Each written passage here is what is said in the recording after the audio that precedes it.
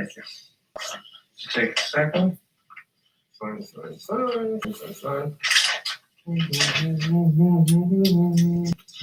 All right, guys. Hey, welcome to BP, the Bible Perspective.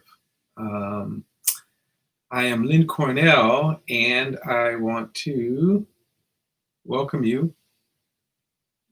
And okay, I want to welcome you. And wow. All right. I want to welcome you. I want to talk about, ask a question here. And is John MacArthur being persecuted for his faith? And as I'm listening to various response, and of course this comes out of the new reality in which we're living in called COVID-19. I'm going to get back to that in a moment. Well, one of the latest things that has happened to John is he has, the courts have issued an injunction against him, barring him from having public services, meaning gathering people within his church, Grace Community. Now, John MacArthur is a conservative evangelical. He's a Calvinist, no bearing on the topic today. The reason why I bring it up is because he's very ultra conservative. So he fits within the evangelical conservative movement, not the Christian right per se, but he would hold to some of the same, what can I say? He would hold to some of the same views, but in general, not, you're not going to too much see him on an average in a Christian right format conference. In some respects, he doesn't even hang out with those guys, but he still holds to some of the same views. But he has now taken a stand that the COVID-19 ban or these restrictions, he's taken a stand against that. He's gathered, he's been holding service now, probably going on a month now. No mask, no social distancing. And so now the city is reacting, and their county are reacting. And so now it's become a battle. The city has, I think, fined him. And they took away the parking that he had. His church is, I guess they have an agreement, a long-standing agreement since back, I think almost since the church started, that they make an arrangement that his church members can park, and I guess in the city parking lot. They have ended that in response to John's obstinate stand. Okay, and now the judge has said he cannot enter. So what's going to happen is come Sunday, you're going to see what's going to happen. But I think they're in a court order right now. They cannot meet. My question is this persecution for his faith? Is this something that he is I guess the question to me would baffle me is why the battle? Okay, so I've heard a lot of people who would, in his defense, I've heard his defense. Basically, what they're kind of saying is that they've gone to, in a sense, denying that COVID-19 is really a problem.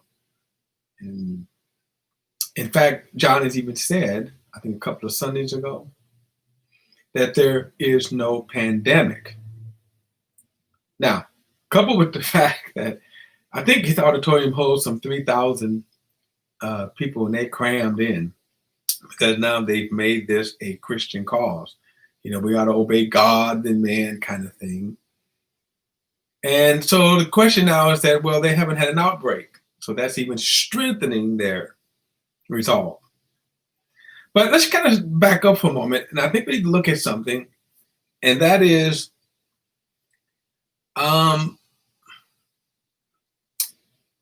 my thoughts on this is I don't know why they're doing this. I don't know why. We just just within the last week we know that President Trump lied. He knew how serious COVID-19 was, but yet accordingly said he was downplaying it. Here's my point. I'm not going to get into how he lied, but my point is he knew how serious COVID-19 is. So whenever someone wants to make a stand, to me, you have to say, if I'm going to make a stand on something, am I informed? And when it comes to COVID-19, I want to ask 3 questions. What is COVID-19? How do you get COVID-19? In other words, how are you infected? And then how do you spread COVID-19? You see, so if we answer those 3 questions, then we can come back and we can really, I think, intelligently address either side if they're right or wrong. And we know that COVID-19, let's answer the first one. We know that COVID-19 is a respiratory virus. In other words, once you are infected, it attacks your respiratory system. And then from there, you can have other problems. If you have other health problems, then attacking the respiratory system becomes even more serious, even to death. All right. When this virus when it first hit America, and of course we can even go back to China, they knew how serious it was, that this virus was spreading.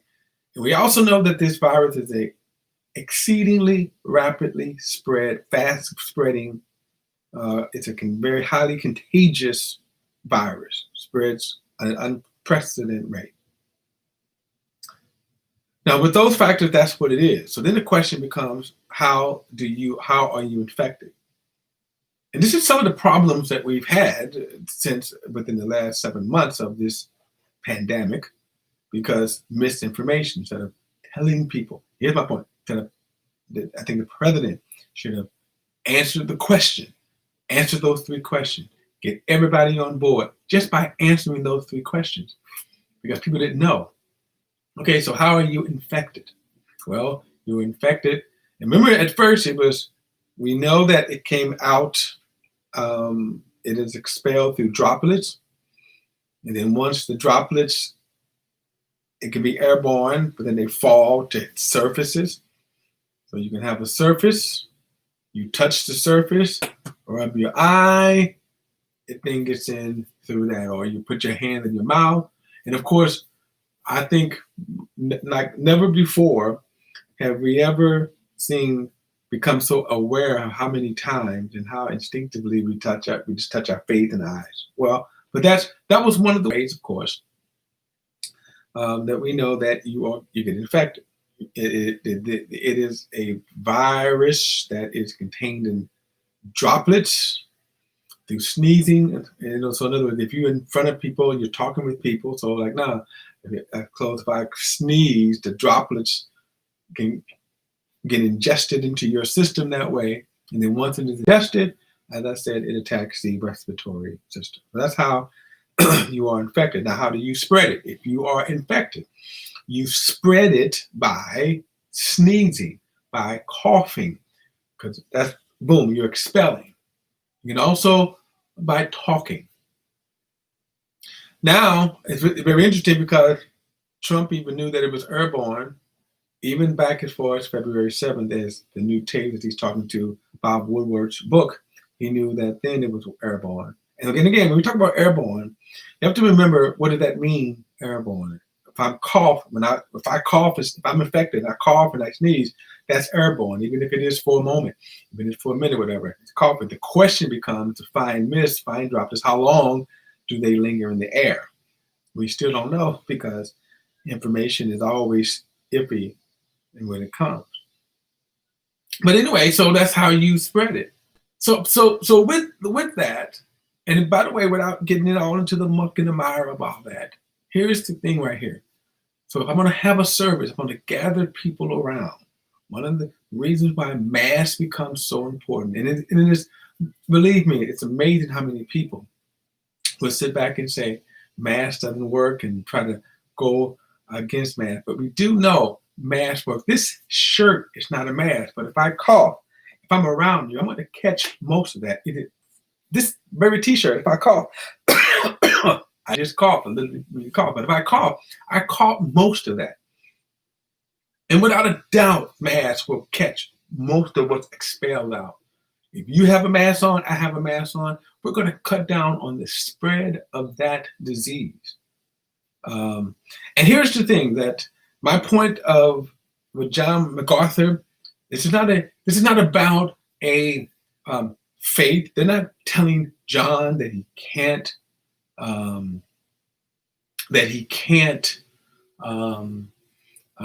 worship because they're trying to stop the spread of the gospel. They don't like his teaching, and thus, we don't like Jesus. No, the state is saying this, just like a lot of states. And by the way, California is now number one in the nation with COVID cases. Remember, this virus is an exceedingly highly contagious virus.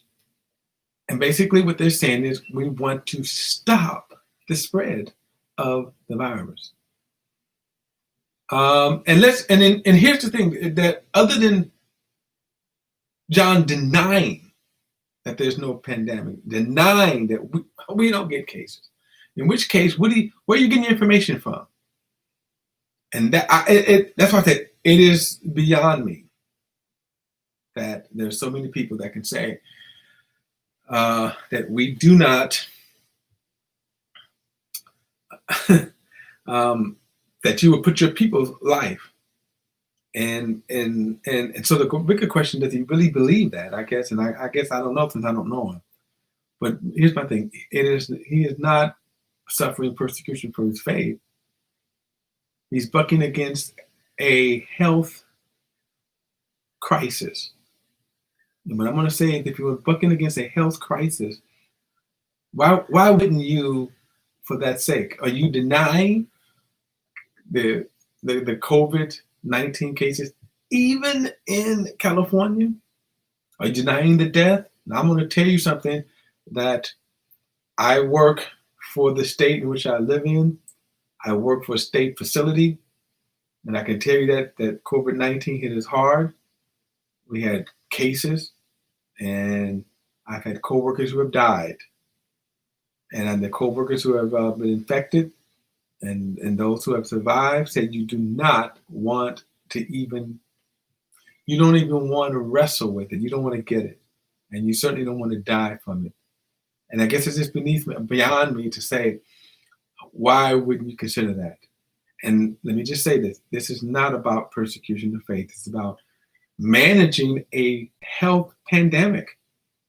That is the issue. And if you're going to say that, John, that you're going to put your people at risk, where is the scientific evidence that you are using?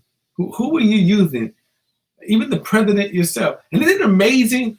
Isn't it amazing? President Trump calls John MacArthur